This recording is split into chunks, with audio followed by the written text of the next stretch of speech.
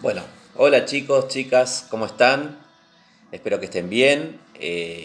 Ya con muchos nos conocemos, hemos estado en primero, otros todavía no tengo el gusto, pero bueno, esperemos volver pronto al aula para tener las clases como habitualmente la teníamos. Me presento para aquellos que no me conocen, soy el profesor López Fausto. Vamos a trabajar la materia historia. Y ahora lo que voy a hacer es un pequeño repaso de cada una de las actividades para llegar a la última actividad, que es la actividad 7, que ustedes lo van a tener ahora en Classroom. ¿De acuerdo? Bueno, vamos a empezar por la actividad uno. En la actividad uno, nosotros lo que pedíamos era causa y consecuencia de la revolución industrial. Bien, dentro de esas causas y consecuencias podemos encontrar que hay, digamos, una gran crisis en el campo, que eso lo que va a permitir primero es poder tener la mano de obra disponible para llevar adelante esta revolución industrial. Otra de las causas, el invento de la máquina a vapor.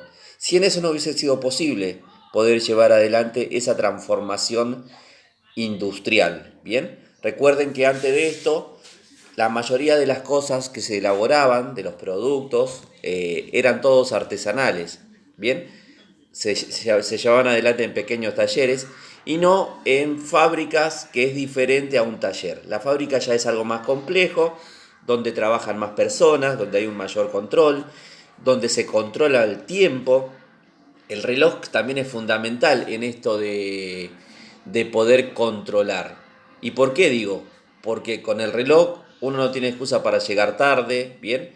Tiene que producir determinada cantidad de productos en un determinado tiempo. Entonces el reloj también tengan en cuenta que es fundamental.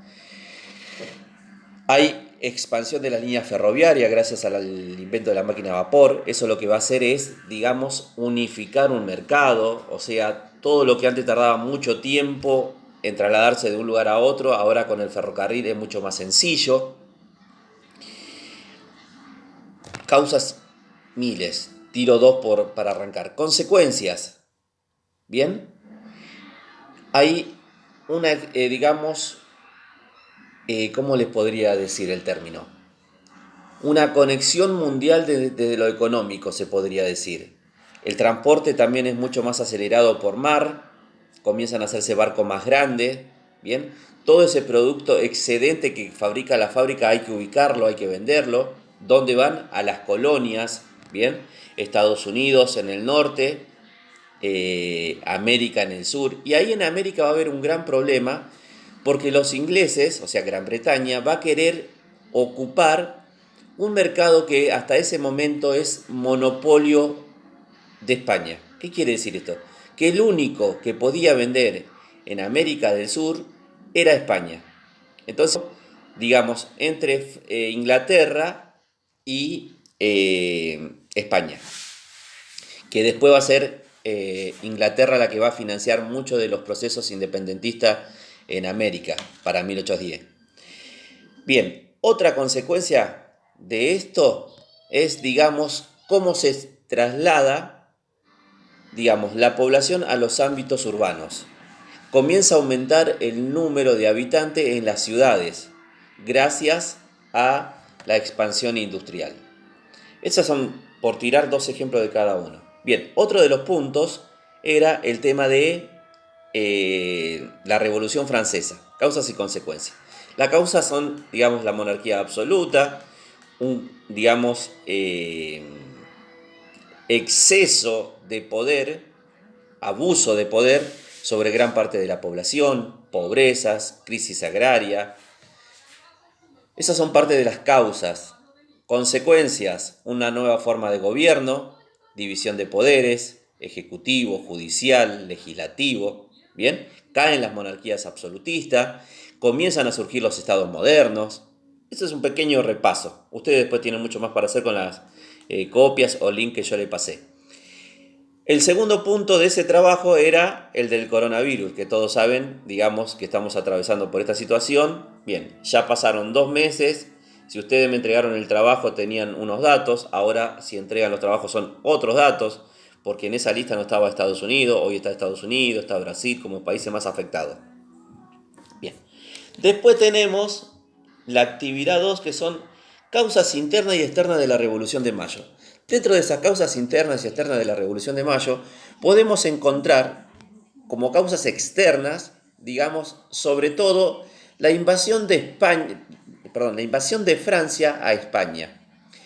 Eso lo que va a llevar es a un vacío de poder de la corona española. ¿Y por qué va a haber un vacío de poder?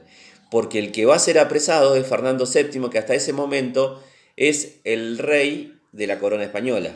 Bien, al no tener rey, no sabemos a quién responder acá en las Américas. Bien, porque si responderíamos a José Bonaparte, estaríamos traicionando a la corona. Esa es una de las causas principales. La otra de las causas es las reformas borbónicas. ¿Qué pasó con las reformas borbónicas? La reforma borbónica lo que genera es un descontento de los criollos. ¿Saben lo que es criollo? Son, digamos, los hijos de los españoles nacidos en América, porque fueron desplazados, ¿bien?, de ese lugar de privilegio que tenía. Otra de las causas, podemos decir, las invasiones inglesas. Esa dentro de las causas internas. ¿Y por qué decimos las invasiones inglesas? Porque con las invasiones inglesas, los criollos sintieron que se podían defender solos, sin necesidad de la corona española. ¿Bien? ¿Por qué? Porque la corona española lo único que hizo cuando llegaron los ingleses fue proteger los intereses de la corona, que fue trasladar toda la riqueza a Córdoba. Causas internas, descontento de los criollos, invasiones inglesas, ya dijimos, y nos estaría faltando el otro punto, la actividad 3. Pasemos a la actividad 3. La actividad 3 es sobre Malvinas. Bien, era un trabajito sencillo, donde yo apuntaba más que nada a la respuesta 5, que era donde había que trabajar sobre el tema de Adrián Maggi. En esa actividad lo que teníamos que hacer era ver las causas, quiénes fueron a la guerra. Cuando yo me refería a quiénes fueron a la guerra era que fueron pibes, ¿bien? Chicos de 18 años que estaban en la colimba, 19, chicos casi de la edad de ustedes, ¿bien? Imagínense lo que era para enfrentarse al hambre, a agarrar un arma, frío, disparar, que no es nada sencillo. Bueno, y ahí también, en ese tema ve muchas veces cómo afectó a la sociedad en ese momento.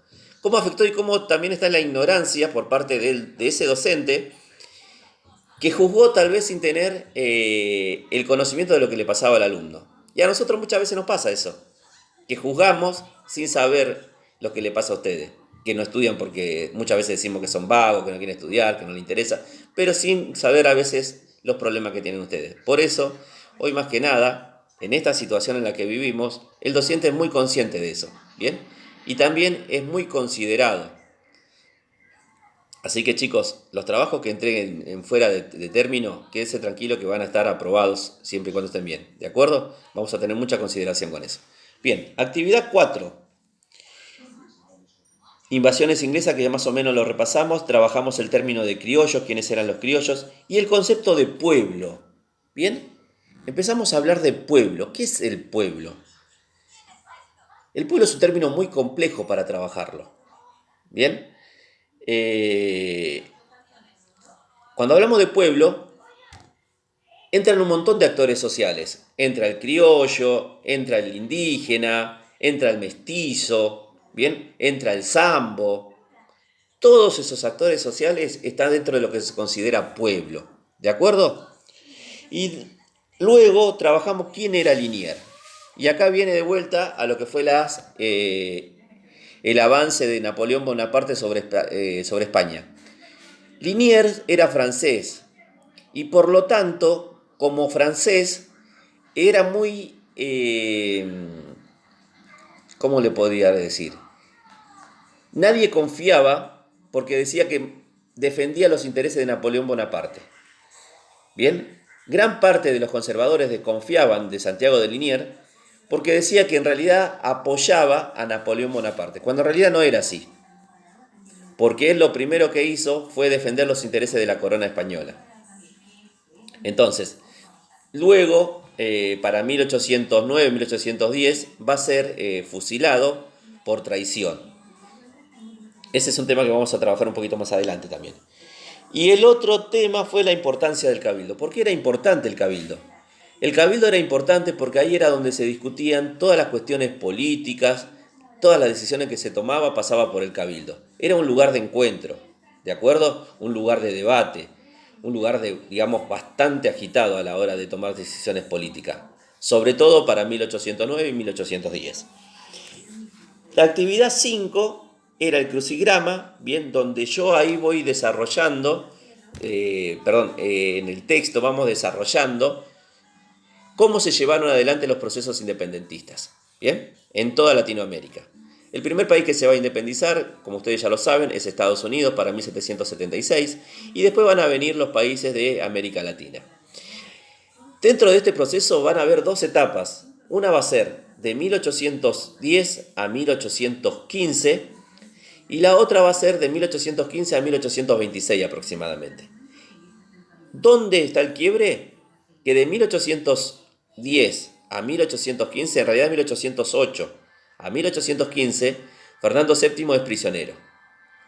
Cuando él recupera la libertad, también va a querer recuperar todas las colonias perdidas en Latinoamérica.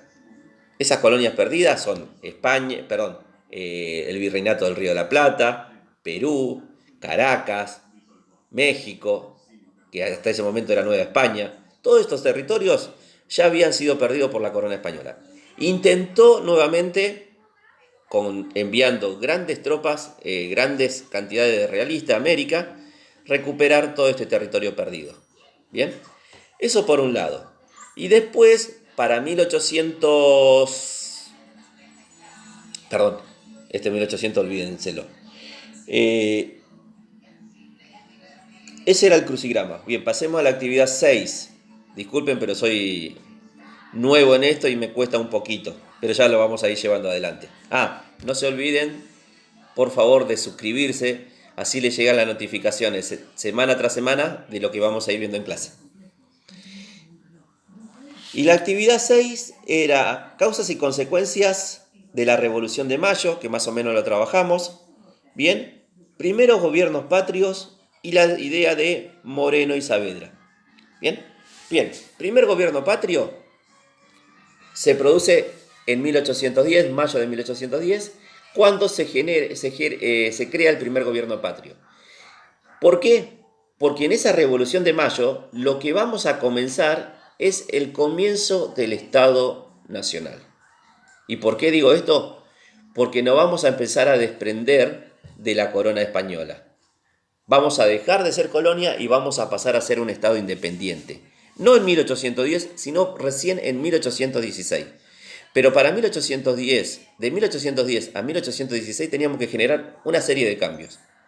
Dentro de esa serie de cambios era sumamente necesario llevar adelante y aprobar las transformaciones que se dan en la Asamblea del año 13. Esa Asamblea del año 13 es lo que vamos a ver en la actividad 7, donde hay abolición de la esclavitud, se aprueban los símbolos patrios, ¿bien? Hay reformas en el ejército, se rompe vínculo con la iglesia. Hasta ese momento la iglesia y el Estado tendrían casi el mismo poder. A partir de este momento el Estado comienza a dominar a la iglesia. Bien, eso vamos a ver en esta actividad 7. Y después la otra idea era qué pensaba Moreno y qué pensaba Saavedra. Moreno pensaba hacer transformaciones radicales. Él decía cortar todo tipo de vínculo con la corona española, bien, y crear una nueva república. En cambio, Saavedra proponía seguir teniendo lazos y esperar a que el rey recupere su libertad.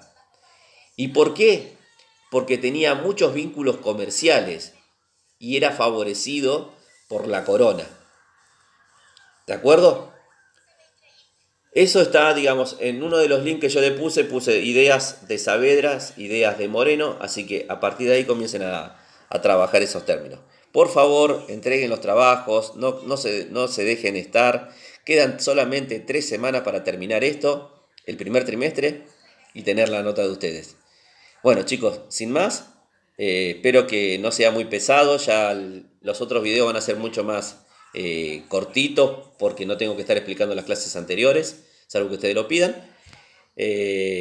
Traten de suscribirse, como le dije anteriormente, así les llegan las notificaciones. Saludos y buena semana.